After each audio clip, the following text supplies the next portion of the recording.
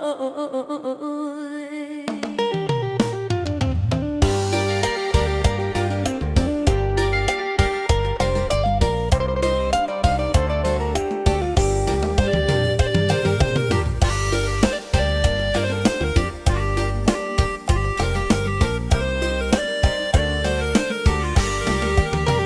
่งเลียน Facebook เบิ่งผู้นั้นผู้นี้เห็นหมู่โพสต์แต่ละทีสถานะโสดอย่างเป็นทางการยอดไลค์พุ่งกระชูดคอมเมนต์ก็มาเป็นร้อยใจเฮาก็เริ่มสั่นคลออยากลองเบิ่งจักครั้งแต่ติดอยู่ว่าคนที่แชทน้ำอยู่กันหลายซ้ายก็มีขวาก็ใช่คนไกลก็ยังทักมาถ้าคอยโพสต์ไปว่าหัวใจยังว่างนา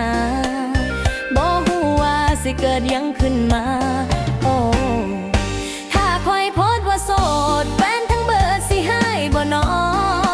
คนที่ล้มในแชทคนที่แอบเก็บไว้ในใจสิว่าจังใดถ้าคอยโพสต์ว่าโสดยอดไลค์มันสิปังส่ำใดแต่ยอดเช็ดดาอาจสิพุ่งไฟลุกท่วมไทม์ไลน์โอ้ยคิดอยากแท้น้อไอ้ละคนปากเสกะคงสิงอนให้เด้อส่วนไอ้เบาทางปากลายกะคงสิโพสต์ด่าไปปล่อยคนลมทางเวียงจันทน์เพิ่นก็เป็นคนขี้ใจน้อยส่วนคนล่าสุดที่ลมซอยๆอาจสิหายไปเลยแต่ติดอยู่ว่าคนที่แชทน้ำอยู่ก็หลายซ้ายก็มีขวาก็ใช่คนไกลก็ยังทักมาถ้าคอยโพสต์ไป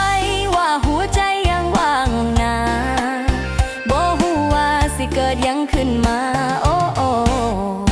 ถ้าคอยโพสต์ว่าโสดแฟนทั้งเบิดสิให้บ่นอคนที่ล้มในเชทคนที่แอบเก็บไว้ในใจสิว่าจังใดถ้าคอยโพสต์ว่าโสดยอดไลค์มันสิปังส่ำใดแต่ยอดแชทดาอาจสิพุ่งไฟลุกท่วมไทม์ไลน์โอ้ยคิดอยากแพ้น้อ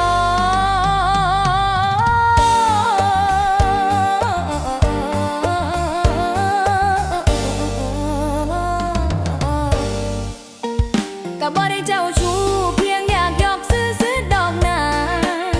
ก็อยากรู้ว่าถ้าเฮาเป็นโสดขึ้นมาไผสิเสียดายไผสิทักมาหาเป็นเพียงความคิดบ้าก็ของคนหน้าตาดีโอ้ยว่าไปถ้าคอยโพสต์ว่าโสดแฟนทั้งเบิดสิให้บ่นอคนที่ล้มในแชทคนที่แอบเก็บไว้ในใจสิว่าจังใดถ้าคอยโพสต์ว่าโสดยอดไลค์มันสิปังส่ำใดแต่ยอดแชทดาอาจสิพุ่งไฟลุกท่วมไทม์ไลน์โอ้ยคิดอยากแท้น้อ